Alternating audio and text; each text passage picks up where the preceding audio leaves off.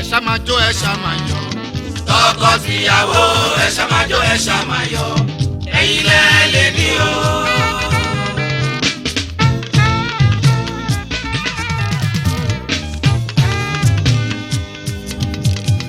ẹ ṣá máa jó ẹ ṣá máa yọ̀. tọkọ-tìyàwó ẹ ṣá máa jó ẹ ṣá máa yọ̀ ẹ̀yin lẹ lè ní o.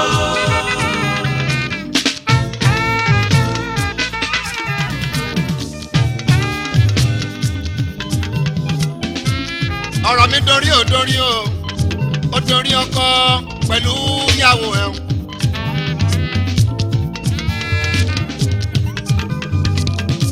ìyàwó mo kọ́ máa bá wí gbọ́rọ̀ sọ̀kan lẹ́nu o. kẹrántí ọjọ́ tẹ kọ́kọ́ fẹ́ bẹ̀rẹ̀ o. lẹ́ni for better for worse for better o. ẹ má wá jẹ́ kó lọ di for better for stay o for worse for kanlẹ̀ o. ọjọ́ lọ́jọ́ ta lọ ṣe àwò Kèrèmí kọ́ Pasuma o. ó ní ohun tọkọ gbé wá tó fi wá tọrọ mọ́. ṣé tìṣù la fẹ́ ń wí ṣé tèkó la fẹ́ wí. ọkọ gbòbí wá o ó kórógbó wá ó pọ́ tiwa ó fowó sápò ìwé o fáwọn ẹbí aya.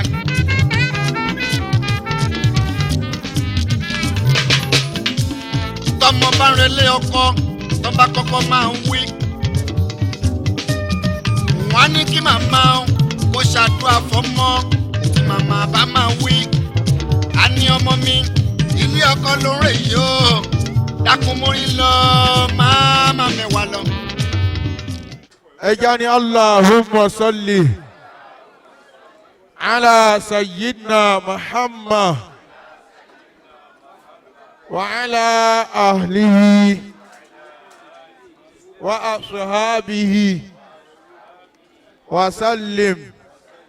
Amin. Amin. Amina. ọlọ́wọ́lá sàlátù mẹ́ta tí a ṣe fún ànábì wa Muhammad. a ń kí ìwọlé bàbá ìyàwó Allahu Akbar. ẹ jẹ́ agbọ́lọ́n tóbi dáadáa.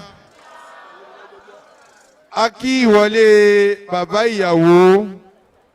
bàbá ìyàwó ń kí bàbá ọkọ Allahu Akbar. níbo ti tọ́.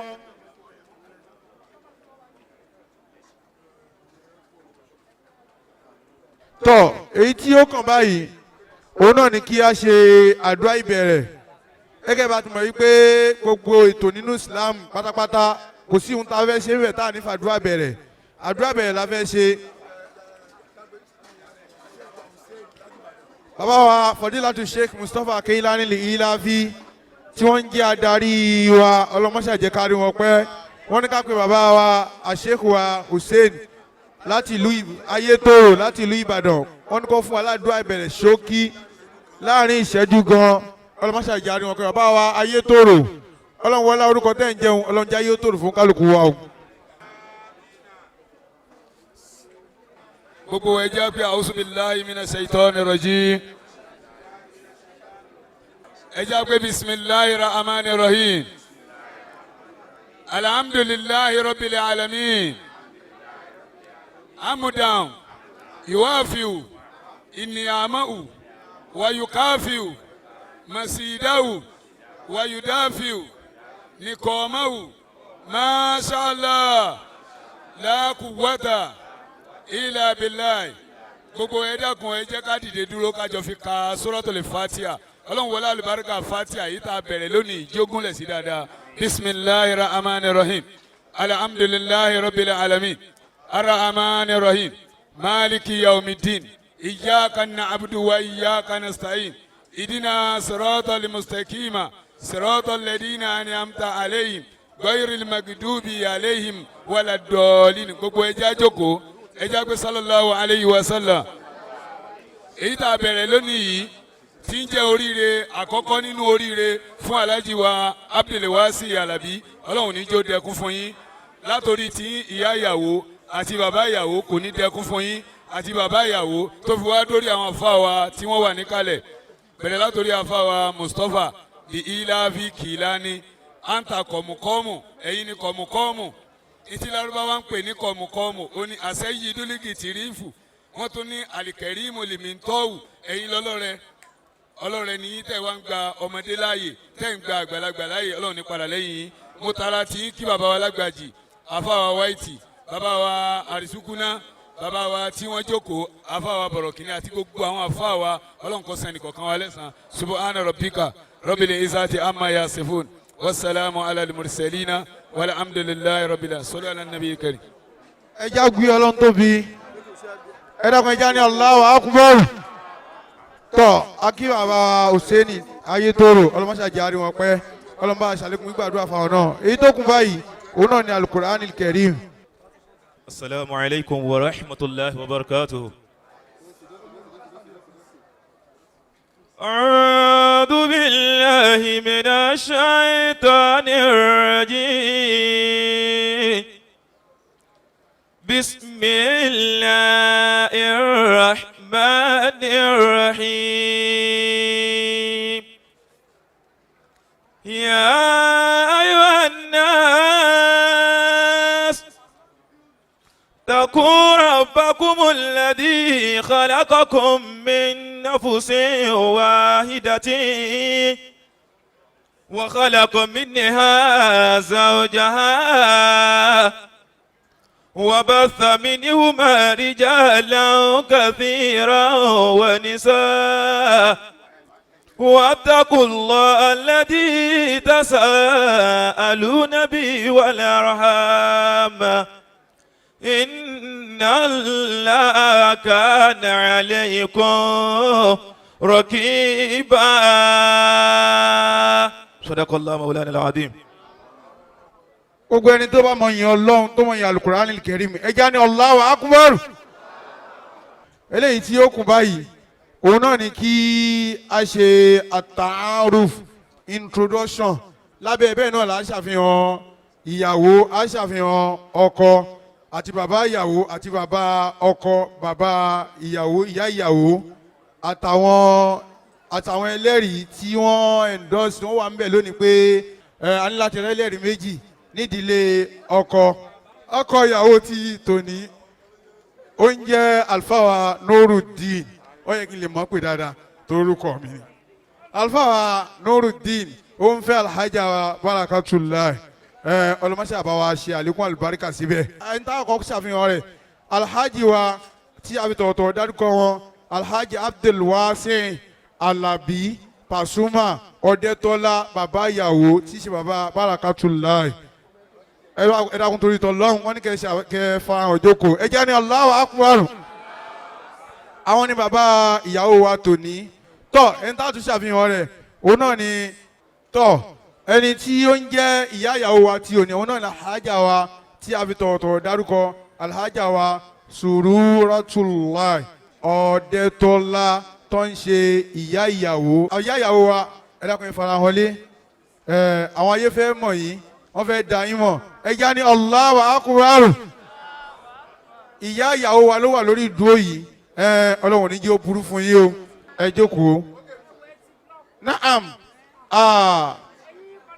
ẹlẹ́ni tí a tún ṣàfihàn wọn a kí alhaji wa bàbá ìyàwó làwọn náà ọlọmọṣẹ́ àjàrí wọn pé alhaji wa Muhammadu Shafiu Alao Adékúnlé bàbá oko tí gbogbo ọmọ oko ń tẹríba fún bàbá ìyàwó láti ìlú Abẹ́òkúta ni wọ́n ti wá ọlọmọṣẹ́ àjàrí yín pẹ́ o ọlànàbà Muhammad àjọṣepọ̀ yín àti bàbá ìyàwó ti hakiki ọlọ́run ní jẹ́ ó bàjẹ́ láyéláyé la hawla wala quwwata illa billahi al-aliyyil azim. ẹni tí a tún ṣàfihàn wọn a kọjá sí ìdílé ọkọ àwọn náà ni bàbá ọkọ alhaji wa Muhammadu Nasir Bailo ọlọmọṣẹ́ àjàrí wọn pẹ́ o ẹ dákun ẹja ní Allahu akbar ọlọmọṣẹ́ àjàrí wọn bá pẹ́ o ẹ dákun ẹja ní Allahu akbar.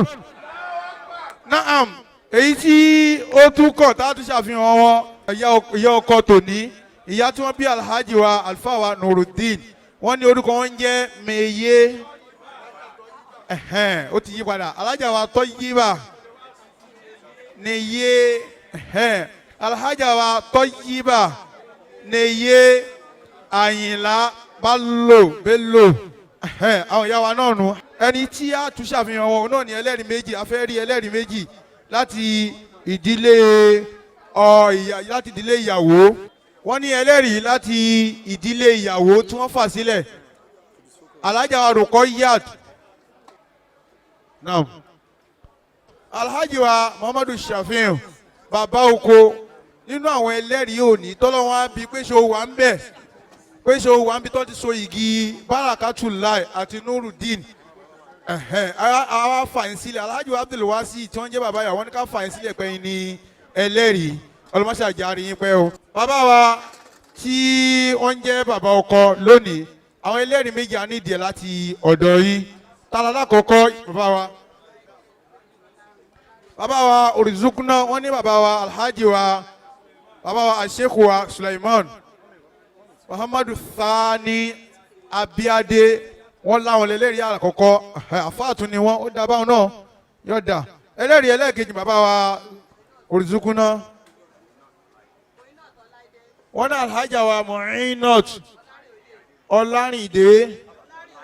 Ọlárìnóyè alhaja wa Mu'inat Ọlárìnóyè àwọn dà afọ́dọ̀ máa rí wọn lọ́ọ̀kan báyìí ọlọ́mọṣẹ́ jẹ́ kí a rí àwọn ẹlẹ́rìí wa pẹ́ ọlọ́wọ́ lánàá wa Muhammad gbéyàwó ti tòní ọlọ́mọṣẹ́ jẹ́ kí ó lálùbáríkà o ẹ jẹ́ àṣẹ àmín.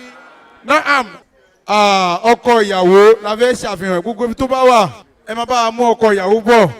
alẹ́ ezuka ọkọ ìyàwó ló ń bọ̀ ọ́n alẹ́ fọ́dílùka alẹ́ khairuka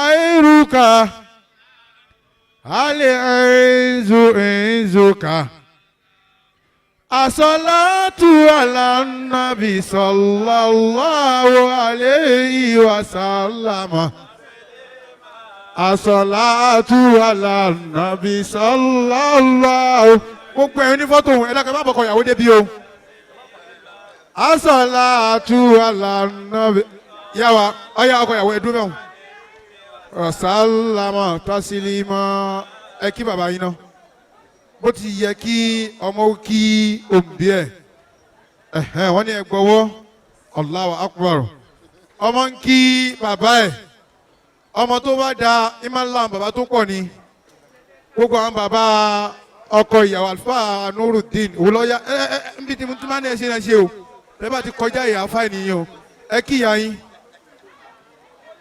ọ̀ya Allahu Akbar Allahu Akbar ọmọ ń kí ìyá rẹ̀ Allahu Akbar kò sí ohun tó burú kọ́mọ bẹ́ẹ̀ kì í yẹ ọ̀ya ẹ lọ́dọ̀ bàbá ìyàwó yín ṣó ṣe yín lóore àbí ò ṣe yín lóore bó bá ṣe dáadáa fún yín ẹ kí wọn wọ́n sì jásí pé dàkejì náà náà ṣe ni ó nọ́mà àbá ìyàwó ẹjọ́ ó dàn ẹ̀yin náà dàn fáwọn kan ẹjọ́ ó nà tán ẹjọ́ ó nà tán ikú ọlọ́lá tí bọ́lá ọmọ àwọn padà sálámọ̀ gẹ́gẹ́ bí ti Yorùbá náà ń ṣe Allahu Akbar ọ̀ya Alfa Nurudeen tí Yorùbá lẹ́ ṣeun ọ̀ya wá ṣe ti Islam ẹ ṣe ti mùsùlùmí gẹ́gẹ́ bí mùsùlùmí sí mùsùlùmí ẹ kí Allahu Akbar ṣéwù lẹ́ngìyàn ṣéwù fújì oní burú o ọ̀ya ẹ wá kí ìyàwó yín tí Yorùbá náà ń ṣe wọn o torí ẹni torí ẹ bá dọ̀tí ó lè ní ṣe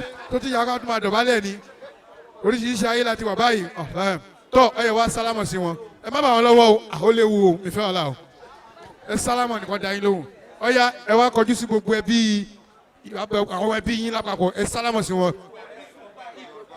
ọ̀ya ẹ sálámọ̀ sí àwọn ẹbí kejì náà àwọn ẹbí ìyàwó yín wọ́n bá níbẹ̀ wá kí ogun àwọn àfáà lápapọ̀ bàbá alí láfíìrè mi ò pẹ́ dá wọn mọ̀ ẹ ń gbọ́ wọn ni ẹ̀rí wọn bàbá alí láfíìrè kí gbogbo àwọn àfáà pàlàpàtà ẹ sálámọ̀ sí wọn bàbá níbẹ̀ jù ṣekùn tó la fẹ́ máa dáná rẹ̀ àsúlé mọ́ wọ́n ní ẹ máa gbọ́wọ́ àfáà white lẹ́ ń kí yẹn wọ́n bá yín tún gbogbo ẹ̀sìn torí pé aṣọ white làwọn máa ń wò dáadáa wọ́n mọ̀ ń pẹ́ kò ní burú fún yín láíláí ẹ kí ogun bàbá alágbàjì wọ́n kí yín àfáà àgbà bàbá wa Orizukuna òun náà mò ń sọ yẹn ọ̀ya ìjókòó báyìí ẹ jókòó fúnra yín ibi tẹ bá ti jókòó sí tí ẹ kẹ jókòó sí 1 million kẹ ń bí mi ni tani ní sẹ́bi báyìí àfa olùsùnkúnná Allahu Akbar. tọ́ ẹni tí a tún ṣe àfihàn wọn òun náà ni ẹni tí gbogbo wa pátápátá ta fi lé pọtí ta fi ọ̀nà òrokà ní tìtorí ẹ̀ pé ó fẹ́ lọ́kọ afẹ́ fọkọ fún alhaja wa Barakatullahi Ọ̀dẹ́tọ́lá Alabi Abdulwasi Alabi Pasuma ọlọ́run ní yóò burú láéláé gbogbo ibi tíyàwó wa tó bá wà àbọ̀ ọmọ fáwọn bàbá wa àwọn gbọdọ̀ pẹ̀lú ọmọ wa tó ń jẹ́ ọ̀làdílé ayé ọmọ àwọn bàbá alílá fi àbúrò ló jẹ́ sáwa oúnjẹ ọmọ fẹ́ yìí bàbá wa náà ní bínú nílò ní yẹ naam ẹ bá pe ìyá ọba àpèyàwó wa ti tòní bàbá ní ọlọmọ mẹ́wàá wọ́n ní gẹ́gẹ́ bí ètò bàbá ìyàwó tòní àkùsí wàhálà ń bẹ ẹ fọkàn balẹ̀ wàláì kò lè tó ṣe ẹ fújì ó dẹ̀ ń bọ́ sí rọrùn ìrọ̀rùn ló ń bọ́ sí ọ̀ya bàbá ìyàwó fẹ́ lọ mú ìyàwó wa fẹ́ lọ mú ọmọ ẹ̀ wá Allahu Akbar ó ń jẹ́ ó yé wa pé inú àwọn dùn sí láti fi ọmọ àwọn lọ́kọ. Bàbá ìyàwó fẹ́ lọ mú ìyàwó wa la ilaha illallah Muhammadur Rasulullah.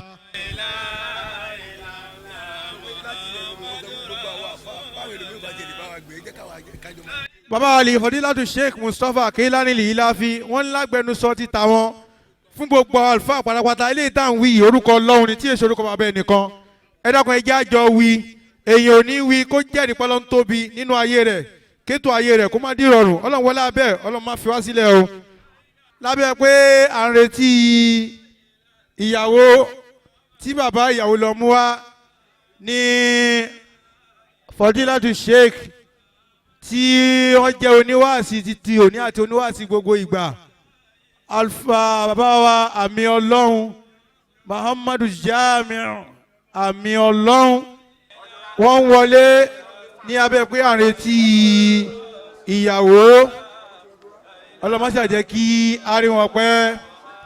La ilaha illallah Muhammadu Rasulullah.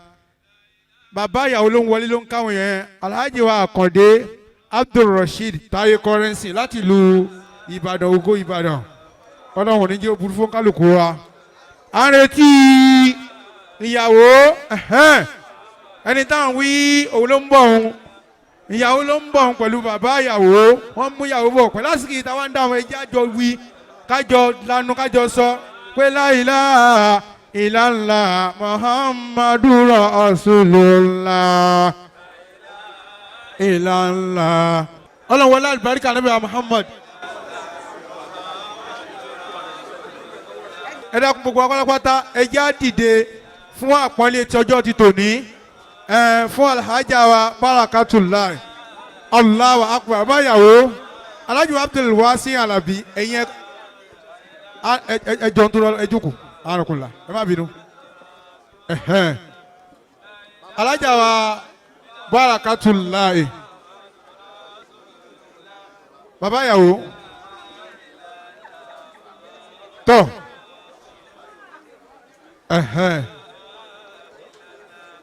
àti ẹ̀fọn àmọ́ bá ti fẹ́ ṣe wọ́n báyìí ó ti wọnú ara wọn. Alhaja Barakatullahi ìyàwó ti tòní ẹ wo bí Alhaja Baraka èmi ni ẹ máa wo ẹ wo bí Alhaji bàbá ìyàwó ẹ jókòó ìyá ìyàwó ẹ jókòó tọ́ ọba tí ó ṣe báyìí bó ti yẹ kó ṣe Alhaja Barakatu ó yẹ kí bàbá yín wọ́n ti kí bàbá ẹ dákun ẹ jókòó ẹ súnmọ́ bàbá yẹn kí bàbá yín bàbá ìyàwó bó ṣe gbólóhùn kan ẹ bá wa ṣe fún ìyàwó gẹ́gẹ́ bí àdúrà bàbá ìyàwó ló ń ṣàdúrà fún ìyàwó gbogbo pátápátá ẹ jẹ́ á máa ṣe àmín ọba tí ò ní ó disappoint àwọn bàbá rẹ̀ ó yá ẹ tún lọ kí ìyá yín ọba tí ò ní ẹ tójú ìyá yín mọ́lẹ̀ kí ìyá yín máa gbọ́rọ̀ látẹnu bàbá yín pé ìwọ ni sáwọn ọmọ tí ò bá ti da tìyẹ́ ni èyí bá kún díẹ̀ káàtó wọn ni ó jọ ìyá ẹ̀ bí wèrè àgbàtí ìyá padà bá yí ẹ̀ jẹ́ ìyá ìyàwó ló ń ṣàdúrà fún ìyàwó ẹ̀hún ọlọ́run wọlé àlùbáríkà Ànábì wa Muhammad àwọn eléyìí tó kù náà ọlọ́run níjọ́ disappoint yín wọlé Ànábì wa Muhammad wọlé la hawla wala quwwata illa billahi al-aliyyil azim. Naam ó ti tó oníkọ́ àdúrà yín sí ẹ máa ṣe láti ṣe túnṣe ni alájà Barakatu ohun ta ní ẹ kọ́kọ́ ìwé tábà ní ẹ ṣe òun lẹ ti ṣe òun ẹ ti ṣe ní tẹkidimu wá ta'khir èyí tó kún ẹ sálámọ̀ sí àwọn ìdílé yín náà àwọn náà bí yín ìyàwó ń sálámọ̀ sí yín ọ̀ya ẹ kọjú sáwọn ìdílé ibi tẹ́ ń lọ ẹ tí ì lọ bẹ o torí ẹ tí ì dìyàwó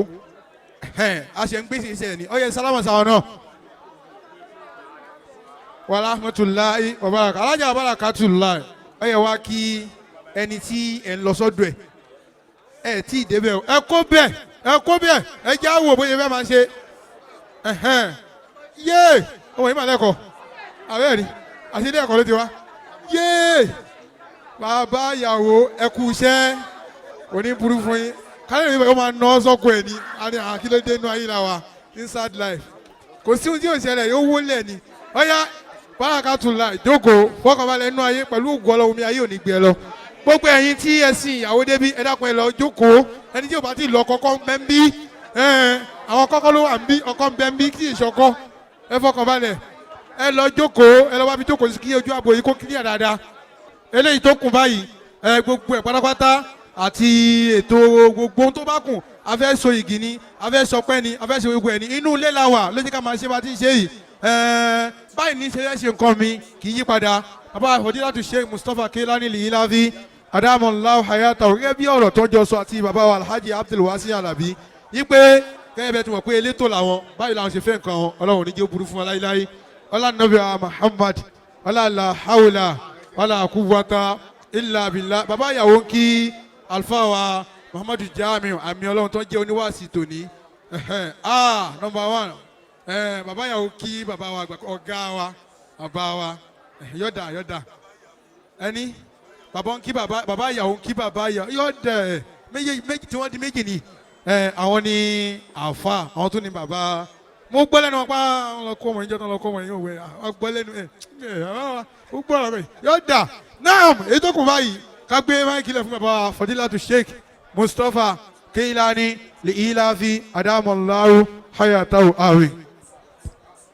أعوذ بالله من الشيطان الرجيم بسم الله الرحمن الرحيم وقل الحمد لله وسلام على عبادي الذين اصطفى الله خير عما يشركون يا شيخنا مصطفى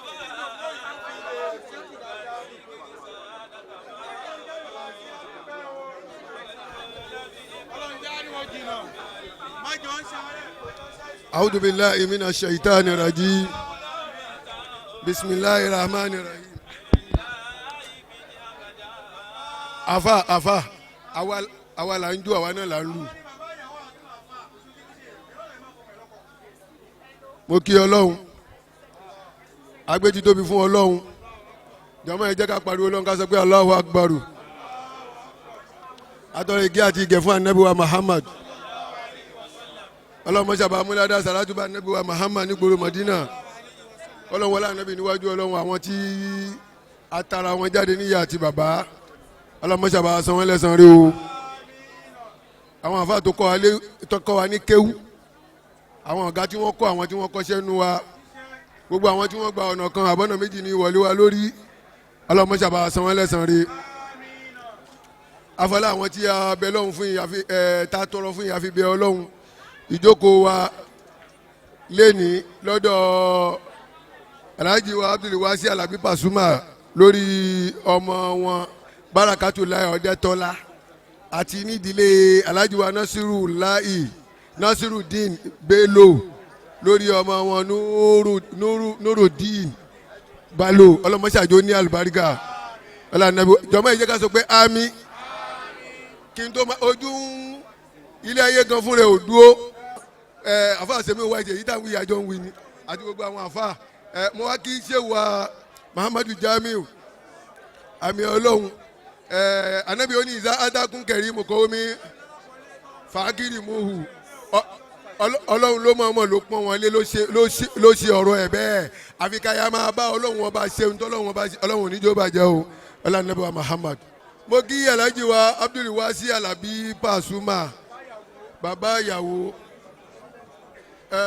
màá kàn máa wí kéékèèké nítorí pé kò fi bẹ́ẹ̀ sáyè èyí tọ́lọ́run ọba ní kó sì sojú ẹ̀mí yìí mo bá yín dúpẹ́ lọ́dọ̀ Ọlọ́run ọba tí ó disappoint yín lórí tálákọ̀ọ́kọ́ gbogbo àwọn tó kù náà Ọlọ́run má disappoint yín lórí ẹ̀ àtẹ̀yìn àtàlájà wa sùúrà Ọlọ́run má disappoint yín láéláé bí mo ti kí mo kí bàbá ọkọ mo kí ya Alhaji wa Bello àti ìyá ọkọ èyí tẹ̀ ń ṣe lẹ́yìn Ọlọ́run má jẹ́ ojú òpin fún yín àti gbogbo àwa tí a ti torí wọn wá asalaamu aleykum wa rahmatulahi ta'ala wa barakatuhu.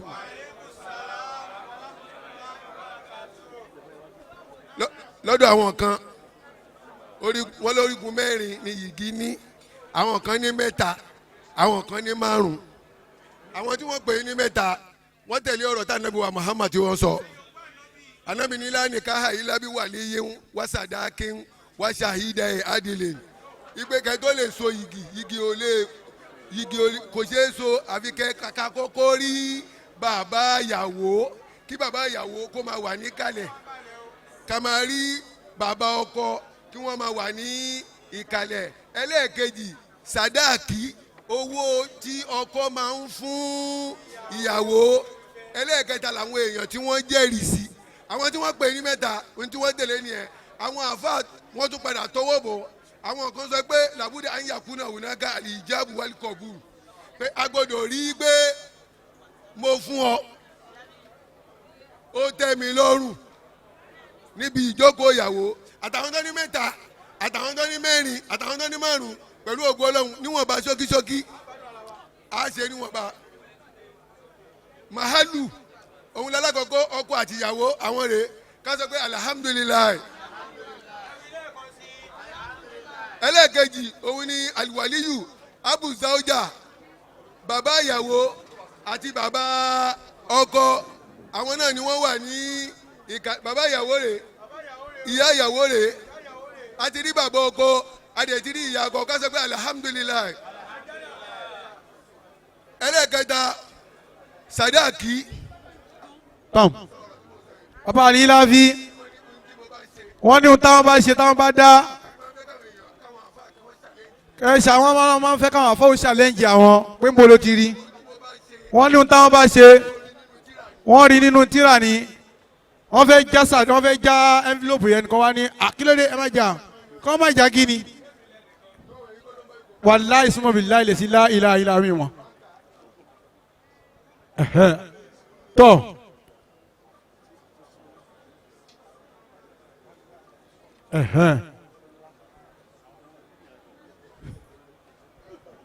naam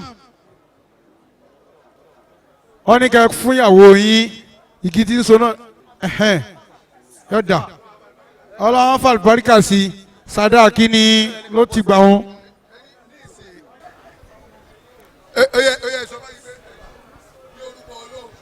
ní orúkọ Ọlọ́run ní ìyọ̀ǹda Ọlọ́run kí ìkẹ́ àti ìgbẹ́ kó máa jẹ́ tànà bí wa Muhammad. mo fi ọmọ mi fún yín kó máa jẹ́ ìyàwó fọmọ yín. fi ọmọ mi Bárakàtù Oyinda Àjọkẹ́ ọmọ Dẹ́tọ́lá ọmọ mi Pasuma ó fi fún ìdílé Alhaji Nasiru Àyìnlá Bello kó máa jẹ́ ìyàwó fún Nuru Ọlájúwọ̀n Bello.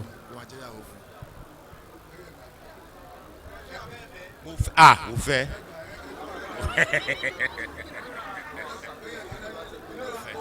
ní orúkọ Ọlọ́run pẹ̀lú ìyọ̀ǹda Ọlọ́run kí ìkẹ́ àti ìgẹ̀ kó bá jẹ́ ti ànábì wa Muhammad sallallahu alayhi wa sallam mo gbà á láti fẹ́ fún ọmọ mi.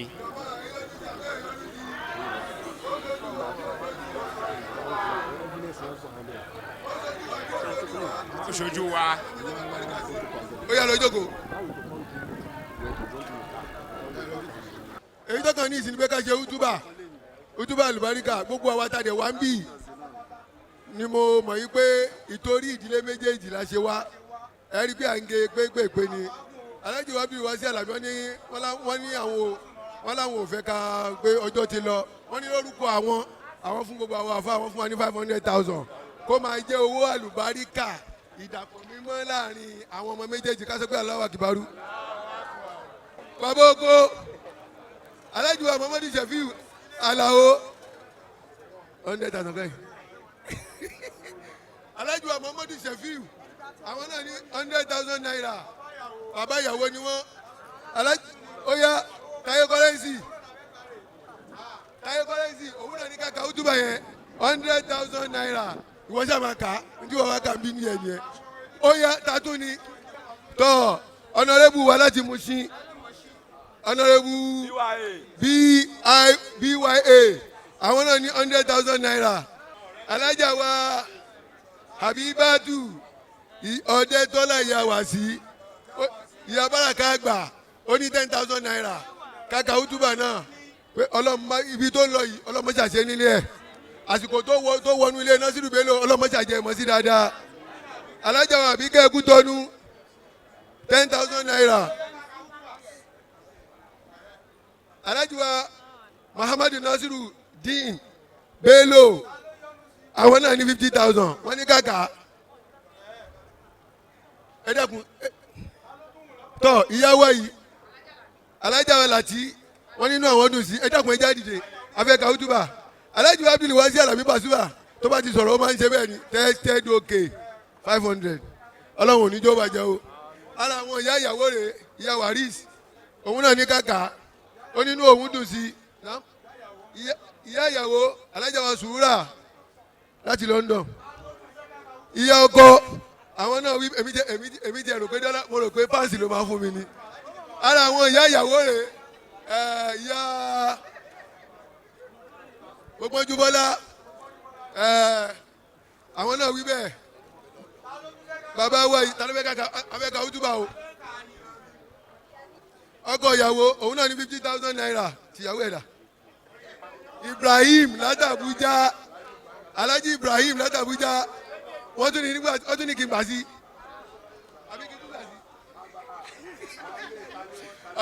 ọlọ́run ò ní jọ́ bàjẹ́ o. bisimilayi rahman jọmọ ẹ̀dá pé jẹ́ ká máa ṣe àmì Allahumma. ọlọ́run o. iná kọ́jísà wájínà alhaja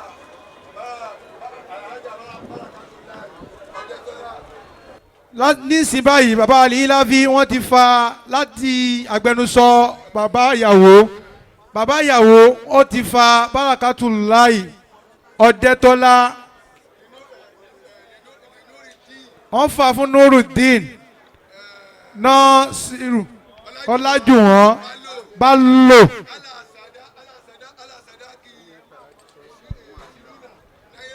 lórí sadaki 20,000 naira ní Nuruddin ló fi fẹ́ Barakatullahi ohun tó fẹ́ nù. wọ́n fà wọ́n fúnra wọn lórí ìlànà ẹ̀sìn ti Ọlọ́run. Ọlọ́run o wọ́n lá orúkọ tíyàwó ń jẹ́ ọlọ́mọṣàbà ṣàlékún ìbùkún sáàrin wọn o báwa fi àlùbáríkà sáàrin wọn. àwọn Yorùbá ní ọ̀gẹ̀dẹ̀ gbọ́dọ̀ kó yàgàn Barakatullahi ọlọ́mọdé ó yàgàn lé Nuruddin. Ọlọ́run àlékún ìbùkún àlékún àánú Ọlọ́run tí máa bákọ àtìyàwó gbé Ọlọ́run jẹ́ máa gbá àárín wọn o. ìṣọ̀kan tí máa jẹ́ kọ́kọ́ àtìyàwó pẹ́ ọlọ́mọṣàbà fi sáàrin wọn. àsùnwọ̀pọ̀ báyìí gbogbo ohun tí yóò dé bá wọn tó sọ pé ẹ pé bàbá ìyàwó kó wá mú ìyàwó ẹ̀mí ò fẹ́ wèrè ọlọ́mọdé ó dé sáàrin wọn o. ọba tó so wọ́n pọ̀ tó dà wọ́n pọ̀ tí ń jásí pé ọ̀tọ̀ọ̀tọ̀ nílé tán ti bí wọn ọ̀tọ̀ nílé tí Alhaji Abdul Wasi ti jáde ọ̀tọ̀ nílé tí Nuruddin ti ń jọkọ̀ ìyàwó ti jáde Ọlọ́run ló wá dà wọ́n pọ̀ ló wá ní kẹ́bí méjì ó dọyọ̀ kan náà ọba tó wá dà wọ́n pọ̀ ọlọ́mọ tù ọ́ ká o.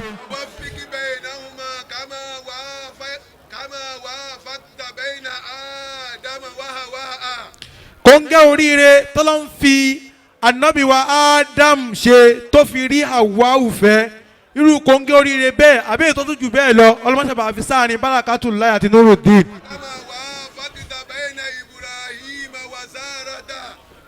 blessing tí í ṣàánú ọlọ́run tí ọlọ́run fi sáàrin ànábì wa Ibrahim àti Sárátù ìyàwó ẹ̀ ọlọ́run sábà fi sáàrin Barakatullahi àti Nuruddin.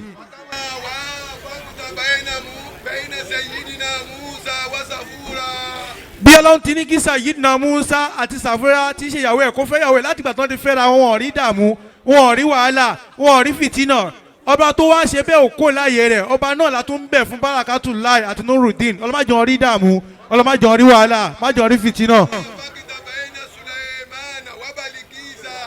ìgbéyàwó anabi wa Suleiman ó ṣe èsoore pẹ̀lú ìyá ńlá wa Balikis ọba tó wá ní kó ṣe èsoore kò ní kó láàyè rẹ̀ ní kò sì ní gbapò fún ọba yìí là ń pè ọba yìí là ń bẹ̀ ọlọ́run ìgbéyàwó Barakatullahi àti alfa wa Nuruddin lọ́jọ́ ti tòní ọlọ́mọṣàjò ó ṣe èsoore o.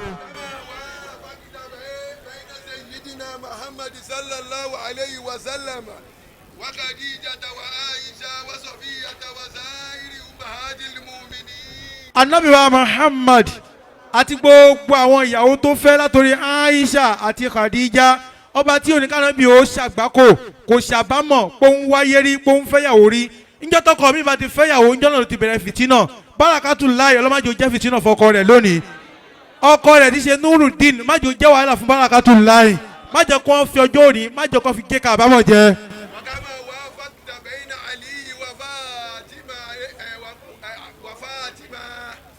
bọ́lọ́n ti ní kí àánú ọlọ́run kó ṣẹlẹ̀ látọ̀dọ̀ Sayyidina Ali àti Fatima ti ṣọmọ ànábì ànábì fọmọ ẹ̀ lọ́kọ ó fi fún Ali ànábì ò ṣàbámọ̀ Alhaji Abdulwasi ọlọ́mọdé ṣàbámọ̀ lónìí pẹ̀ fọmọ lọ́kọ ọba tó wá ní káànú ọlọ́run ṣẹlẹ̀ láàrin àwọn méjèèjì àánú ọlọ́run tó tún jù bẹ́ẹ̀ lọ ọlọ́run jẹ́ ó máa ṣẹlẹ̀ láàrin Nuruddin àti Barakatullahi ọlọ́run èèyàn ní wáyé kó má ní ohun tí ó máa béèrè bọ́ọ̀tì wáyé náà wọ́n ní ohun tó ń béèrè ọlọ́mọdé bá gbàdúrà àwọn méjèèjì o ọkọ àtìyàwó kókó ògbésí ayé wọn bó ti jásí pé ilé ọlá ní Barakatu ló ti jáde tí Nuruddin náà jáde nílé owó bó ti wá lè nǹkó pọ̀ tó ẹ̀dá ó máa ní ohun tí ń fẹ́ gbogbo ohun tó ń fẹ́ ní kọ́ ló máa ṣe fún wọn o.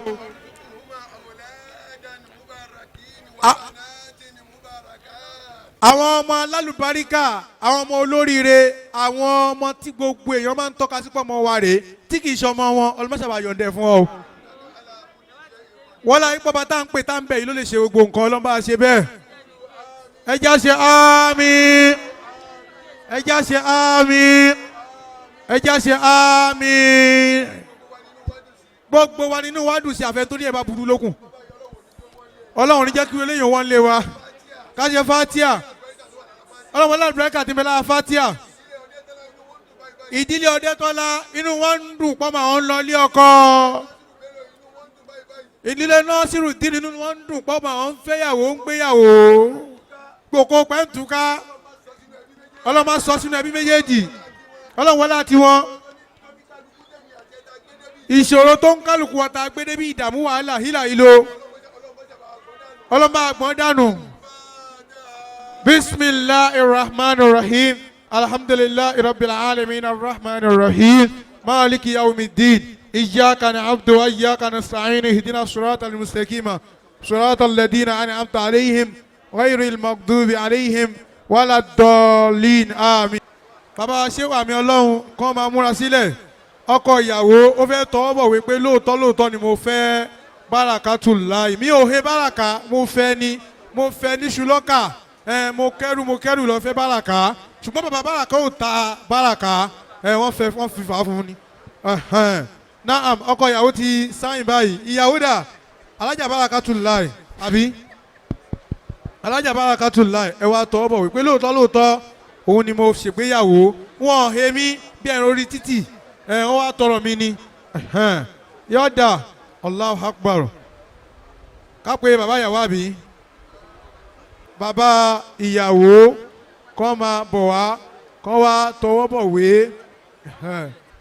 pé lóòótọ́ lẹ fọmọ yín lọ́kọ ẹ fi lọ́kọ ni ẹ ta wọ́n sì wá hé títì wọ́n wá tọrọ ẹ̀ ni tọ́ Alhaji Abdul Shefin Alhaji Muhammadu Shefin bàbá oko lẹ́nu tọwọ́ bọ̀ wé lọ́fẹ̀ẹ́ báyìí torí pé jẹ́ ti Paso ni o ẹ fọkàn balẹ̀ torí pé jẹ́ lè Paso lè wà lẹ́fín tọwọ́ bọ̀ wé lọ́fẹ̀ẹ́ o pẹ̀lú owó ni èyí déwájú olórí lọ́fẹ̀ẹ́ kódà naam àwọn ẹlẹ́rìí Alhaja wa ìyá Rafiat ọ̀nbọ̀ abẹ ọ̀nbọ̀ tọ́ ẹlẹ́rìí láti ìdílé ọkọ àwọn náà ń tọ́ bọ̀wé ń ẹ fọkàn balẹ̀ ìdílé ìyàwó ẹlẹ́rìí láti ìdílé ìyàwó ẹ máa tọ́ bọ̀wé lọ́fẹ̀ẹ́ alájì ti sanwó yín ọ̀dà ọ̀ya ìdílé láti ìdílé ọkọ àwọn ẹlẹ́rìí náà ń tọ́ bọ̀wé ń àfàlẹ̀ yẹn yóò nídìí láti mú owó ìyẹn tọ́ bọ̀wé lọ́fẹ̀ẹ́ ta ló fẹ́ gbà kàkà kí ọba téèyàn gbé ń bolẹ̀ ti fẹ́ fún ayé ní àbí lọ́run àgbowó ọ̀ya àlùkòlá tọ̀ ọ̀ya ẹlẹ́rìí alhaji wa baba ẹlẹ́rìí tí ẹ fi sílẹ̀ lẹ́ẹ̀kan yẹn àwọn dà alhaja wa alhaja mọ̀ọ́yìn náà tiẹ̀ máa bọ̀ wọ́n ní ẹ wá tọ́ bọ̀wé wọ́n ní kí ẹ wá tọ́ bọ̀wé alhaja mọ̀ọ́yìn náà tù. èyí tó kàn ní ìsìn à ń lọ sọ́dọ̀ bàbá wa àmì ọlọ́run. أعوذ بالله من الشيطان الرجيم بسم الله الرحمن الرحيم ومن آياته أن خلق لكم من أنفسكم أزواجا لتسكنوا إليها وجعل بينكم مودة ورحمة إن في ذلك لآيات لقوم يتفكرون. ẹ dákun ẹ jẹ́ àjókòó ká farabalẹ̀ dáadáa. bisimilahi rahmani rahim. ẹ dákun ẹ Kùránì sọ̀rọ̀ lọ́wọ́ ẹ jẹ́ kí kẹ́kẹ́ ó pa. Rabbana anzil alayna ma'idatan minas samai. tí Kùránì bá ń sọ̀rọ̀ kí nǹkan kan má dùn mọ́. takunu lana idan li awwalina wa akhirina. وآية منك وارزقنا وأنت خير الرازقين ربنا عليك توكلنا وإليك نبنا وإليك المصير وإليك نبنا وإليك المصير ربنا آتنا في الدنيا حسنة وفي الآخرة حسنة وقنا عذاب النار. يا من في البار والبحر سبيله الله. يا من في البار والبحر سبيله الله. يا من في الآفاق آياته الله. يا من في الممات قدرته الله. لبيك اللهم وسعاديك والخير كله في يديك. gbogbo ẹni ọba mà pé ọlọ́run ju òun lọ ẹ jẹ́ á sọ pé Allahu Akbar. Allahu Akbar. gbogbo gíga ń bẹ lábẹ́ gíga ọlọ́run. Allah. gbogbo títóbi ń bẹ lábẹ́ títóbi ọlọ́run. Allah. wọ́n jẹ́ àmà pé gbogbo ẹni tí ń bá ń kàbára ọlọ́run ẹni yòówù tí ń bá ń gbé ọlọ́run ga tó bá jẹ́ ẹni lẹ̀tẹ́lẹ̀ yóò ga tó bá mọ̀ pọ̀ fẹ́ gajẹgbẹ́ rẹ lọ láyé ẹ dákun ẹ jẹ́ á gbé títóbi fún ọlọ́run. Allahu Akbar. orúkọ kan ṣoṣo yìí tí jẹ́ ọlọ́run òun náà lọ́lọ́run ọ̀yọ̀ǹda kẹlòmí ọba òun jẹ́. Allah. orúkọ kan ṣoṣo yìí tí jẹ́ ọlọ́run òun náà lórúkọ kan tí ọlọ́run fúnra rẹ̀ dì mú tó wá sákùlù rẹ̀ pé mo yọ̀ǹda oríkì kẹlòmíì ọ jẹ ṣùgbọ́n orúkọ mi ẹlòmíì ò ní bá mi jẹ tó bá mọ̀ wípé o fẹ́ kí ọwọ́ àánú ọlọ́run ọkànlẹ̀kùn ayé rẹ gbọ̀ngbọ̀ngbọ̀n ẹ jẹ́ á gbé títóbi fún ọlọ́run kó sì kan sánmà. Allahu Akbar. Allahumma salli wa sallim ala sayyidina Muhammad sallallahu alayhi wa sallam wa ala alihi wa sahabihi wa azwajihi wa zurriyatihi وآل بيته وسلم تسليما. آمين. الحمد لله الحمد لله alihamdulilayi rabbil alamin. Alhamdulillah. tá a bá mọ̀ wípé tiwa tọ́pẹ́ ẹ dákun ẹ jẹ́ á sọ pé alihamdulilayi. Alhamdulillah. ẹ jẹ́ á wí lẹ́ẹ̀kan sí pé alihamdulilayi. Alhamdulillah. ẹ jẹ́ á wí káwá wé níláwà ní ká parí ẹ pé alihamdulilayi rabbil alamin. Alhamdulillahi rabbil alamin. béèyàn bá débi lónìí ó gbọ́dọ̀ mọ ohun tí wọ́n ń pè ní ìdùnnú. Masha Allah. torí gbogbo ẹni tí ẹ̀yẹ ọmọ rẹ̀ bá sojú rẹ̀ ọlọ́run dìídì dùn nínú ni. Allah. kò sí ohun tó sọ ọ́ di túláàsì fọlọ́run kó jẹ́ kí gbogbo owó soríire kò di túláàsì. kò sí ohun tó sọ ọ́ di túláàsì fọlọ́run kó jẹ́ kéèyàn ọtọ́ ọmọ kó sì jèrè ẹ̀ kò di túláàsì. Allah. kò sí ohun tó di túláàsì fọmọ kí wọ́n pé òbí gangan ló jókòó níjọ́ ẹ̀yẹ ọmọ kò di túláàsì o. àìmọye ẹ̀dá tó ti ṣe nǹkan ẹ̀yẹ láyé yìí tọ́jẹ́ wípé àjàsọ àjàpọ̀ ló fi sòbí. Allah. gbogbo òbí tí sí ọmọ ẹ bá sojú ẹ kó dúpẹ́ fọlọ́run o.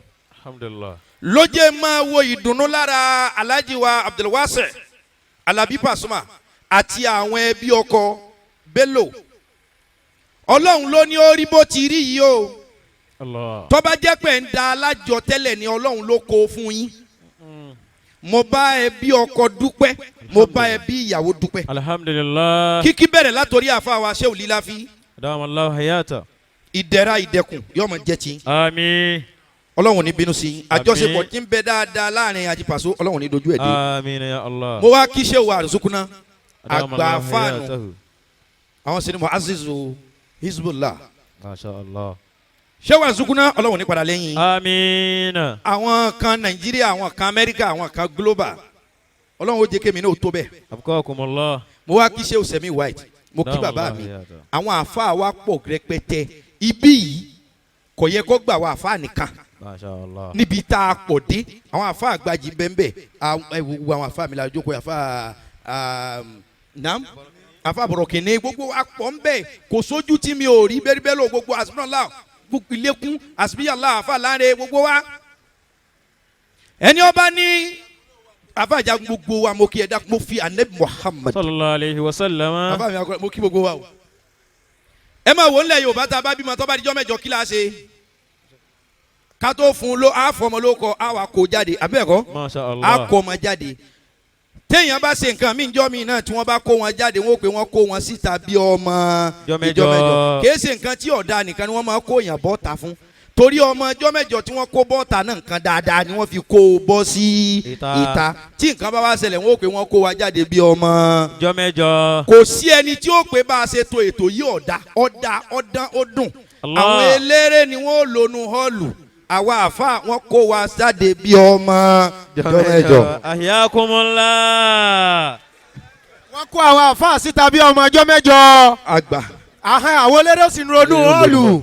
àwa ó lò ta àwọn olóòótá àgbà. àwa ń làágùn. à ń làágùn fáànù ọ̀kájú ẹ̀. mo ń gbọ́. Ahyakumullah.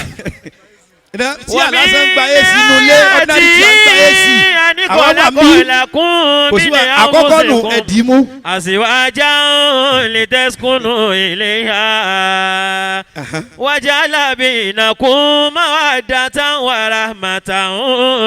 mú àtá Imam Maliki. Ahyakumullah. Imam Maliki ní ilé tí wọ́n bá wò tí wọ́n bá mú àtà tíra àwọn wòlíì Ọlọ́run kan là ń pè ní Shehu Imam Maliki wọ́n wá kọ ìwé kan ìwé yẹn ni wọ́n ń pè ní Muwatta al-Muwatta tíra yìí kò sí gbogbo ohun téèyàn ń wá nú ẹ̀ tí ò ní bá ìgbà tá a fà wá parí tíra yẹn ọ wá kọ nǹkan kan ẹsẹ̀ orin kan sí ẹ̀yìn tíra náà. wa man lam yakun kutubul muwatta bi baitihi. abágbánisẹ́ rí tíra táwọn kọ yìí wa man lam yakun. kutubul muwatta bi baitihi. abáni ẹni tí ó bá ní tíra yìí tí ń pera rẹ̀ láàfáà tí ó bá ní tíra táwọn kọ yìí nínú ilé rẹ̀. fadhaka mina tawfiki baytun mugayyabun. àfáàní inú ilé òun dàbí ilé adodo ni tó yẹ pé bóńtọ̀ òun ṣe jẹ́ àfáà tí ó bá ní tíra ẹ̀kọ́ ẹ̀sìn yìí ilé òun èsè lé búlọ̀kù lásán ni. wàdà alimu atọ kula ilmi turiduhu.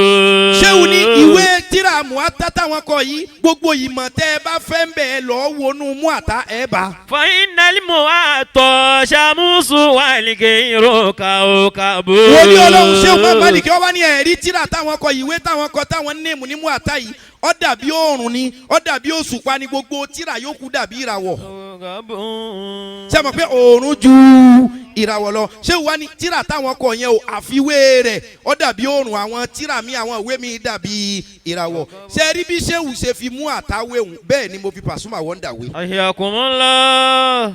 irú ilé tí èèyàn bíi Àlàbí Pasuma ọba jáde ìran tí wọn ọba lẹ́nìkan kódà kọ́ mọ́ kọrin kó ìran tí ọba sí olú ilé tí ọba sí olú ilé lásán. الله بيت مغيب. ilé òfo ni ilé bẹ́ẹ̀ bẹ́ẹ̀ ni Pasuma Wonder ẹni ó bí yín nìkan kọjá Ọdẹ́tọ́lá àwa tá a bí yín pọ̀ kọjá Alájà Àdíjà nìkan. Masha Allah. torí pé béèyàn bá ti ṣoríire yóò di ọmọ kálukú béèyàn bá ti là yóò di ọmọ olúkúlùkù. Allah. Pasuma Wonder ọlọ́run tó ṣe yín níràwọ̀ tó gbé yín dìde tó nà ro yín ọlọ́run ní jẹ́ parun. Amina. atọ́kọ àtìyàwó mo kì í kú oríire. Haji Abdulrasheed Adébísí Àkàndé Currency Táyé Currency mo kì í Alhaji wa Sefiu Alao mo kì í púpọ̀ bàbá oko. atọ́kọ àtìyàwó inú mi dùn kórí báyìí. Alhamdulillah. Pasuma Wonder tí n bá gbàgbé bíi 2001 2010 bí ọdún mọ́kànlá sẹ́yìn. Ajá Baraka yìí wá ní pẹ̀lú ògo Ọlọ́run òun máa wo wá sí Shehu Jamiu ìjọ tó wọn bá sì ṣèyàwó àmì Ọlọ́run ẹ̀yin lẹ́sẹ̀ wá sí. Allah. mo wá sàmì sínú èmi yìí sàmì sọ̀rọ̀ kọ́ mọ́ sẹ́. Allah. lèyìn fi ṣépè lẹ́gbẹ̀ẹ́ mi. tó abukakumullah. nígbà tálájí wá pè mí tóun náà pè mí pé bàbá mi náà pẹ̀lú ògo Ọlọ́run ohun tí ó di lọ́wọ́ ò ní ṣẹlẹ̀. Masha Allah. Baraka mo bọ́ dúpẹ́ lọ́dọ̀ Ọlọ́run. Alhamdulillah. ọkọ ìyàwó Nurudeen ìmọ̀lẹ̀ ní jẹ́ Nuru èmi àti yín ti pàdé rí ní alẹ́ àtòun náà ni o ẹ̀yin méjèèjì lẹ́jọ́ wá èmi náà wá bẹ́ẹ̀ ẹ̀yin náà wá bẹ́ẹ̀ a sì pàdé níbi tá a ti ń wá bẹ́ẹ̀. abukakumullah ahyakumullah. àpàdé alẹ́ pápátá ni bí aago méjìlá sago kan. abukakumullah. òde wá sí ni o. gbó sẹ́rí ọ̀rọ̀ yẹn sọ̀rọ̀ ni ahyakumullah. ṣùgbọ́n ẹni tí Ọlọ́run ọba dẹ ilẹ̀ fún yóò gbà pé gbogbo ilẹ̀ ni kòtò. bẹ́ẹ̀ bá ń lo ayé lọ ẹ béèrè k'Ọlọ́run dẹlẹ̀ fún yín kó fún yín lásìkò torí pé béèyàn ọba rí ṣe àwọn nǹkan míì wà tí ó sọ dèèwọ̀ fún rẹ̀ wọ́n rò pẹ́rù Ọlọ́run lọ́ba ni owó tí ó fi ṣe ni òní. tó. mo yabẹ ni o mo ṣe ro mo ro mo níyàwó mo lọ́mọ à ń sì ń gbádùn ara wa dáadáa. abukakumullah. ọkọ ìyàwó. anikọlakọlakun min anfusikum azwaja. Nurudeen lórúkọ yín ìmọ́lẹ̀ ẹ dákun ọdọwọ yín inú tá a fi sọkọ obìnrin sùúrù jẹ kan. Masha Allah. Èjìdé Adébísí inú tá a fi sọ dákun Ọlọ́run ọkọ ìyàwó sùúrù dọwọ yín èèyàn kì í frustrate obìnrin tá a bá ti lọ́kọ tá a níyàwó ìṣẹ̀mí ayé mi lọ́bẹ̀rẹ̀ kìí ṣe ayé mi ayé ò pé méjì. Allah. ṣùgbọ́n ìṣẹ̀mí ayé mi lọ́bẹ̀rẹ̀ ẹlòmíràn pé jọ́ mo ti bí ọ ayé mi ò ní bẹ̀rẹ̀ ṣùgbọ́n ìṣẹ̀mí ayé mi yọ bẹ̀rẹ̀. ìṣẹ̀mí ayé mi ni ó bẹ̀rẹ̀ ayé mi ò ní bẹ̀rẹ̀. fámìlì ìbéèrè lọ́bẹ̀yìn fámìlì Ọ̀dẹ́tọ́lá ló bí òun. Masha Allah. ìwà yín ó ṣeé ṣe kó yàtọ̀ ẹ upgrade ẹ ni. ẹ̀gbọ́n tí mo wí. abukakumullah. ẹ upgrade ẹ ẹ túnra yín ṣe ẹ gbára yín bọ́ bá tilẹ̀ wù kó rí. Allah. wọ́n ní kí là ń torí rẹ̀ fẹ́ra wa min anfusikum. min anfusikum azwaja wa min ayatihi anikọlakọlakun min anfusikum azwaja. mo fi dédé àsìkò yìí rọ̀ yín àyè tírẹ́tì obìnrin gbogbo létí òtò sùúrù ni òtó. mo fẹ́ sọ fún yín lónìí kò sí ọ̀dẹ̀dẹ̀ kan tó perfect 100%. à ń yí imọ ni à ń yí imọ à lámúmọ́ra à látẹ̀mọ́ra à ní àgbàmọ́ra torí Ọlọ́run tá à ń sìn gan gbà wá mọ́ra ni bí ó bá gbà wá mọ́ra yóò ti pa wá rẹ́. Allah. kí ni ìyàwó rẹ ṣe tó lè gbà mọ́ra kí lọ́kọ rẹ ṣe tó lè gbà mọ́ra ẹni tó bímọ fún ó wá ń pé yọ parẹ́ ni kí ló fẹ́ parẹ́ fún. sùúrù ọlọ́run nínú àmì òun ọlọ́run. Ani khalaqalakum min anfusikum azwaja. tóun dá fún àwa èèyàn òun dá fúnra wa nínú ẹ̀mí wa àtọkọ àtìyàwó ọlọ́run lòun dá ẹnì kejì wa fúnra wa ọlọ́run má jẹ́ èèyàn ó gbé egun ológun. Àmín. téèyàn bá ń wá ìdààmú tí ó bá rí kó sí ìyàwó fẹ́ tàbí kó sí ọkọ fẹ́ Allah. ọ̀nà ìdààmú ò jìnnà.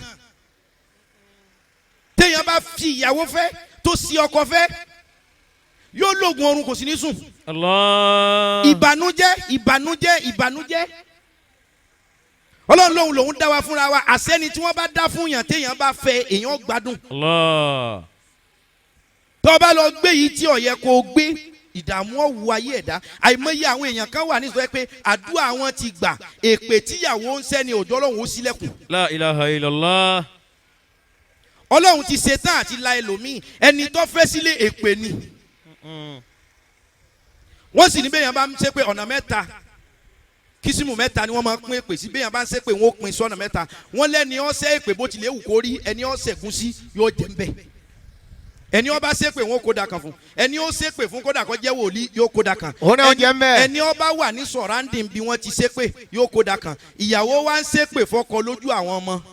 ń ṣépè fọkọ lójú àwọn ọmọ. sẹ́mi pé ẹni ó sì ṣe pé ọgbà ẹni wọ́n ṣe fún ọgbà ẹni ó wà ń bẹ̀ yóò so Òun náà ó àìmọye pín. nǹkan wà tó o ti fọwọ́ ara rẹ bàjẹ́ tí ọ̀kan lọ́hùn ètò ti parí Allah. counseling lọ́pọ̀lọpọ̀ èèyàn need. gbogbo ẹ̀yin wòlíì ọlọ́run tẹ́ jókòó litẹ́sùkùnù ilé ìhà. Litaskunu ilayha. báràkà bọ́kọ̀ rẹ bá jáde ọtí ń bá ń bọ̀ wálé kínú rẹ ó sì máa dùn pé òun lọlé. Allah. tí ó bá sí Ramadan ni mo ti dá Amẹ́ríkà.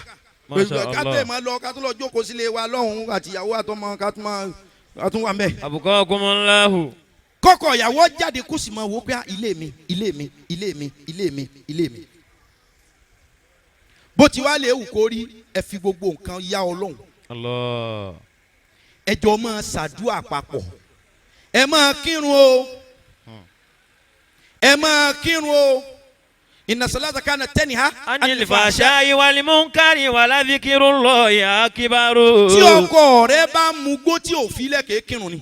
Allah. gbogbo ẹ̀yin tẹ́ pé ọkọ yín hùwàkiwà wọ́n ní ẹ gbìyànjú kó máa kírun wọ́n ní sẹ́ rí irun kíkí Tanha anil fahsha'i wal munkar wal wọ́n ní munkari. irun kíkí yóò jẹ́ kí ìwà burúkú ọmọ kú lọ́wọ́ yẹn kò ní yí ọ yóò máa kú o tọkọ rẹ bá jálágídí make sure pé ń kírun ìrun ọmọ gba gbogbo nǹkan tí ò da oògùn ni mo kọ́ yín yẹn máa lọ kírun ẹlòmíì ọmọ ṣàfọwọ́rá kódò òun ò tiẹ̀ mọ̀ òun ó ti ṣe é tán ẹlòmíì ó pé òun ni mo ti mọ́ lẹ́yìn eléyìí yóò tún débẹ̀ ìrun lọ wọ́n ní gbogbo ẹni tí bá ti kírun ìrun kíkí ọmọ ìwà àbàjẹ́ yẹn ẹ̀mí rẹ̀ ọmọ kọ́ Allah. ẹjọ́ máa kírun ẹjọ́ máa ṣàdúà ẹjọ́ máa dámọ̀ràn gbogbo létà àbátijọ́ máa dámọ̀ràn wàhálà ó ṣẹlẹ̀ Allah. ẹ̀yin ọkùnrin ẹ má máa ṣe bí kìnìún kò dá ojú èèyàn máa rọ̀ ni ẹ má ṣe bí ẹhàn náà ẹ má ṣe bí ajáko kára yín ó balẹ̀ kára yín ó balẹ̀ kínú yín ó dùn síra yín yóò jáde ọmọ gbà Allah. litẹ́sùkúnú ilé àwọn Ilé kájọ ha. wọn ní tọkọtìyàwó òun dá wa fúnra wa ká lè mọ sinmi ká lè ríra wa kọ́kàn wọ́ balẹ̀. Waja'ala bainakum mawaddatan wa rahmatan. ó kù sẹ́jú márùn-ún ó ní òun wá fi sáàrin lẹ́yìn tí ìfẹ́ bá ti wà lẹ́yìn tẹ́ bá ti ń gbẹ́nu láàrin ara yín mawaddatan Wa rahmatan. ìfẹ́ òun ó fìfẹ́ sáàrin tá a bá ti ń jọ ńlá jọ ṣe dáadáa ìfẹ́ máa grow ìfẹ́ òtítọ́ kì í kú o Allah.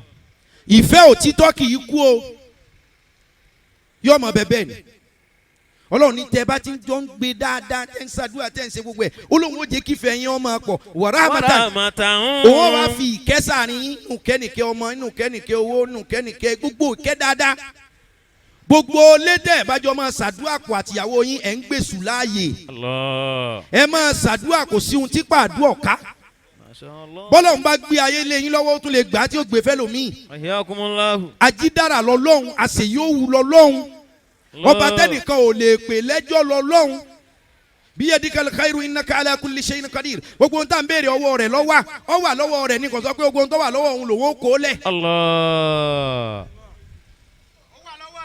ṣé gbogbo owó tó wà lọ́wọ́ pàṣẹ ló kó lẹ̀ lẹ́ẹ̀kan ni. ṣé o gbé ẹ ṣé lọ gbogbo kó owó tó wà lẹ́ni. lọ́wọ́ Alhaji Currency ló kó lẹ̀ ni. ṣé gbogbo owó tó wà lọ́wọ́ Alhaji Bello wọn kó lẹ̀ ni. Ọlọ́run ní gbogbo oore ní bẹ lọ́wọ́ wọn wà lọ́wọ́ rẹ̀ ni. ṣé gbogbo ẹ̀ ni ó kó lẹ̀. ṣé gbogbo ẹ ní o kó lẹ̀. àwọn tí ń sin lọ́hùn gan kò è kárí ìwọ wa tún ya ọ̀tá Ọlọ́hun.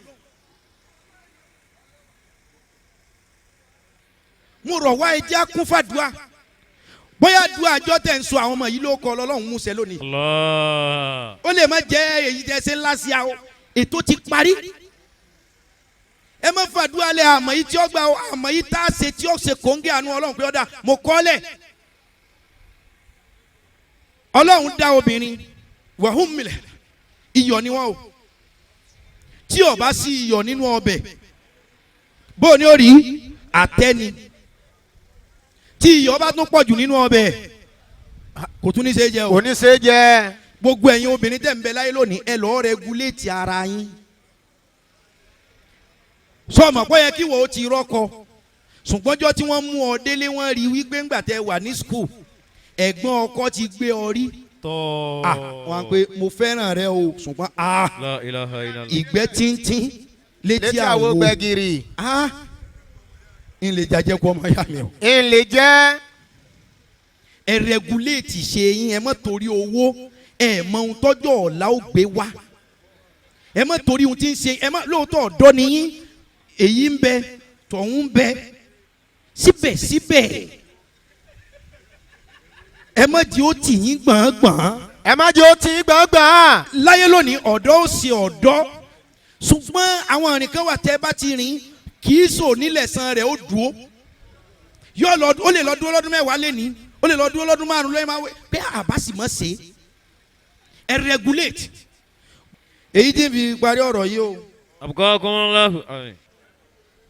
ṣé ẹ rí ẹ má fi àyè lẹ̀ fún èṣù ọ̀pọ̀lọpọ̀ èébú ọ̀pọ̀lọpọ̀ èpè láàrin lọ́kọ-láyà yìí máa jẹ́ kí èṣù ọ wọlé wípé ohun tí ó bá ṣẹlẹ̀ kó ṣẹlẹ̀ ẹ jọ̀ọ́ àárín yín ò ní dàrú. àmín. ilé yín tẹ́ bẹ̀rẹ̀ lónìí ilé náà ò ní korò. àmín. gbogbo ọ̀dẹ̀dẹ̀ tí ń gbóná báyìí ọlọ́run tàn mọ́lẹ̀ sí. àmín. gbogbo àwọn ọ̀dọ́ lóbìnrin lọ́kùnrin tí wọ́n ń pè ọlọ́run ṣe tiwa náà aláyọ̀ onídẹ̀ra lọ́lọ́run ó ṣe fún yín. àmín. innama amruhu iza arada shay'an an yaqula lahu kun fayakun. ẹ jẹ́ à ṣe wòlíì ọlọ́run yìí kan fún Pasuma wòlíì ọlọ́run yìí kan ká ṣe fún Pasuma ìyẹn ni pé ká ṣe líláfi kan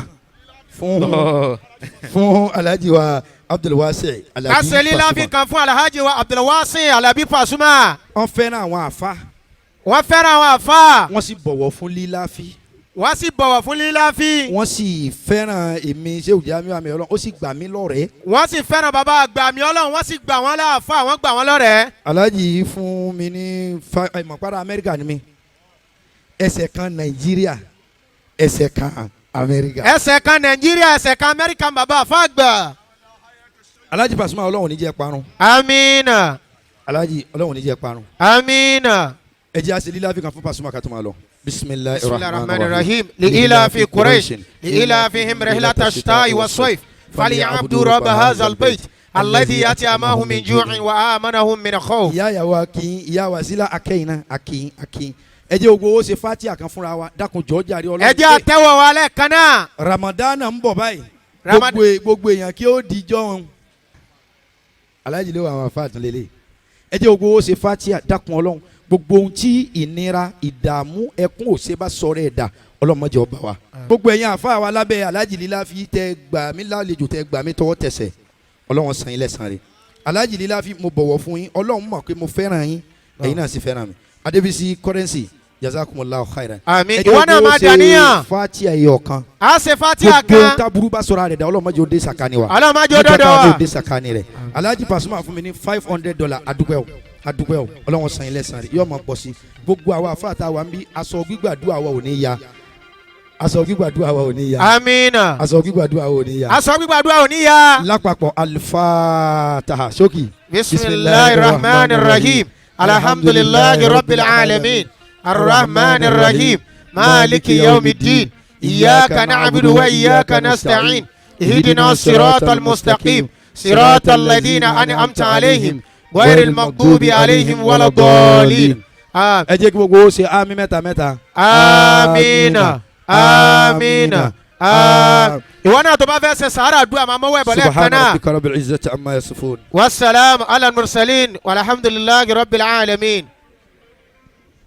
اللهم أنت لا ما في سماه وإله ما في الأرض لا إله بما غيرك فانصر على أعدائنا واقضي حاجاتنا إنك السميع الدعاء أونك يا الله أونك يا معين سبحان ربك رب العزة عما يصفون والسلام على المرسلين والحمد لله رب العالمين. ẹ dákun torí tọlọ́run àfa tó kọ́ bárakàtù ní kéwù ẹ dákun ẹ máa bọ̀ ó ṣe fatia ẹ dákun wàlẹ́ ó kánà kẹlímẹ́tà ni àfa tó kọ́ bárakà ní kéwù bó ṣe káwọn náà bá wí nǹkan kan sí bó ṣe fatia. mo kí ọkọ ìyàwó àtọmọ àlùbáríkà tá a sọ ní báràká jàmá ẹ dákun alámúná ṣèrà kan ni mo fẹ́ kẹ́ bá ń ṣe. mo kí bàbá wa Bello tí ọmọ wa wá fí àti gbogbo ìdílé Bello lápapọ̀ ìdílé náà ò ní bàjẹ́. aminu. ẹ̀rí pásìkò ti sọ nǹkan tó lòun fẹ́ sọ. bẹ́ẹ̀ ni. ṣùgbọ́n yá yìí ò gbọ́dọ̀ di yágọ̀. Allah. ọkọ àti ìyàwó alámúná ṣèrà kan ni ẹ dákun ẹ bá ń gbà mí kẹ́ bá ń ṣe fún wọn. afáwa líláfi ẹ̀rí pé bí mo ti jókòó ń bẹ̀ yẹn mo ṣáà ń wò yín. mo wá ń wo gbogbo àwọn ẹni ọlọ́run tí wọ́n jókòó. afáwa mi ọlọ́run ẹ dákun ṣùgbọ́n ẹ̀rù ń bà mí ẹ bí mi lẹ́rù pé kí ni ń bà mí lẹ́rù. ẹ ṣe àwò. mo ti lọ ìyàwó kan bí n bá sọ ní ìsìn ọ̀pọ̀lọpọ̀ yẹn àfa àlẹ́ ti rántí wàláì àwọn àfa ńláńlá ni wọ́n wà ń bẹ̀. ìyàwó yìí dàbí irú eléyìí náà ni Alhaji Abdulwasin ọlọ́run níjó bàjẹ́. aminu. àwa wà ń bẹ̀ bàbá Maulana Al-Marhum Sheikh Sugulul. radiyallahu ta'ala anhu. wa tagamadahu Allahu bi rahmati. aminu ya Allah. bàbá wa dìde bàbá gba máìkì. ẹ̀rù jọ́nà ní bàmí Alhaji Abdulwasin bí mo ti jókòó yìí. Allah. bàbá wa gba máìkì. bàbá lẹ́yìn àfa pọ̀ ńlẹ̀. bàbá ní ẹ jókòó báyìí oníkálukú ń dunnú. ọkọ àti ìyàwó ń lọlé ọkọ. bàbá lẹ́rù ń bà mí. àwọn ẹni ọlọ́run wọn ò máa lójú inú. bàbá wa ní oníkálukú ń yọ̀ látẹ̀kan. èní la rí ìbò la mọ̀tọ́ la ìyàwó yìí ó ti rí. Allah. àṣé ọlọ́run fi àọ̀la àṣọ ọlọ́run fi hàn bàbá ni. Allah. bàbá wa mi ọlọ́run ẹ dákun ṣe gbogbo àdúrà ní máa ń gbà. gbogbo ẹ̀kọ́ o. wàláì gbogbo ẹ̀kọ́ ọlọ́run á fi mí ìṣàdánwò ọlọ́run kó wọlá ogbórí tó wà ń bí ilé ní abẹ́ ọlọ́run Allah. má fi ìjókòó yìí má fi dójú tà wà fà. amina. àdúrà ńlá. ọkọ àti ìyàwó ẹ dìde ẹ tẹ ọwọ́ yín ẹ jẹ́ káwọn èèyàn àwọn àfa ò rí yín látẹ̀kan. ẹ jẹ́ káwọn èèyàn rí yín. ọlọ́run wọn Allah. lọ bí gbogbo ojú ti ń wò yín yìí bàbá wa gba àlìkáàtì bí ọlọ́run bá aṣàlékún kẹ́ wọn. amina. bàbá ní ìjàpá ò ní ọmú tí ń fún ọmọ ẹ̀ ọlọ́run ó fi àlùbáríkà sí. amin. bàbá kátìbí á ní ojú báyìí ní ìjàpá ló fi ń wu ọmọ ẹ̀ tí fi yó gbogbo abiyamọ tó wà láàrin ojú àánú ẹ bá fi wà àwọn méjèèjì. ojú àánú. nígbà tí ọdún yóò bá fi kanlẹ̀ ọlọ́run jẹ́ àdúpẹ́ fọlọ́run. amina. ẹ màmí ṣe dáadáa. amina. ọlá bisimilayi rahman rahim. amin. alam nashra laka sodirak. amin. ووضعنا عنك وزرك آمين الذي أنقض ظهرك آمين ورفعنا لك ذكرك آمين فإن مع العسر يسرا آمين إن مع العسر يسرا آمين فإذا فرغت فانصب آمين وإلى ربك فارغب. Mode mode mode mode mode mode.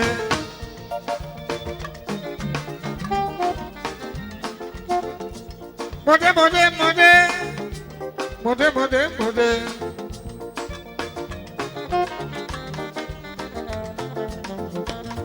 Ẹyẹ ìwé ìwò yìí, èmi ti oríṣiríṣi.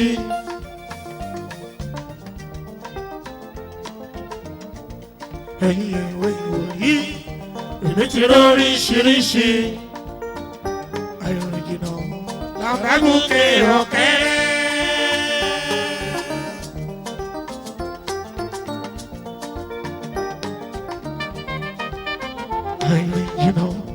Làbágùnkè ọ̀kẹ́rẹ́. Torí bàbá rìn títí, àríbi wọn fọdọ̀ ìdílé jẹun. Bàbá rìn títí, àríbi wọn fọdọ̀ ìdílé jẹun. ìyá àbẹ̀jì òṣì rẹ̀ ìjọ ọmọ ló ń jó. bàbá rí ohun tí o tó ọba ẹ̀ṣẹ́ kù bó bá di lọ́la. àgbà tó ń làágùn ẹkún inú ló ń sun. àgbà tó ń ṣẹ́gun ẹkún inú ló ń sun. bí bàbá bẹ̀lẹ̀ mọ̀ ṣọ́ṣọ́ ibẹ̀ ló ń sọ. ọmọ mi gbọ́ ohun bó bá ẹ sọ bó bá lè yọ̀ọ̀la èrè ajẹ́ tiẹ̀.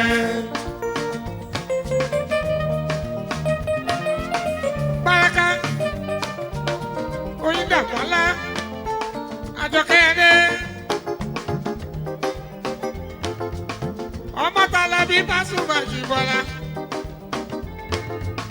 ó ṣeun tí bàbá ẹ̀ fẹ́ ní Baraka ṣe gbẹ̀yẹ o ló ṣe gbẹ̀yẹ gidigidi ọmọ mi gbọ́ ọmọ bá ẹ sọ o bó bá lè yọ̀ọ̀la èrè ajẹ́ tiẹ̀. bí bàbá bá bá ẹ wí kó o gbọ́ bí ìyá bá ń sọ fún ẹ kó o gbà ọmọ tá a bá bá wí tó bá gbọ́ tó bá gbà èrè ẹni lọ́jọ́ iwájú. Baraka ọmọ mi gbọ́ ọmọ bá ẹ sọ ó bá lè yọ̀ọ̀la èrè ajẹ́ tiẹ̀.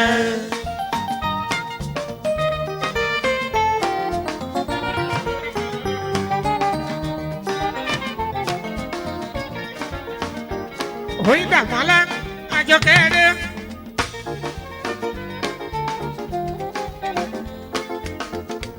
ọpẹ́ ló yẹrú ìgbà tó kàwé ẹ̀tọ́ bàbá lọ́mọbìnrin tó bá kàwé bó bá ti ṣe ń kàwé tó ọmọ gbọ́lá hàn kájẹ́ ó máa rìn lé ọkọ tiẹ̀ kó lọ bẹ̀rẹ̀ ayé dáadáa. Baraka congratulations òkú oríire lórí. Baraka ti lọ́kọ Baraka ti lọ́kọ Àjọkẹ́ ti lọ́kọ ó ti lọ́kọ ó ti rere lérí lélo. Baraka ti lọ́kọ Baraka ti lọ́kọ ó ti rere lélo. Baraka ti ṣẹ̀fẹ̀ fọ́kọ̀ lásìkò. Oyin dàgbọ́lá Àjọkẹ́ oúnjẹ fọ́kọ̀ lásìkò.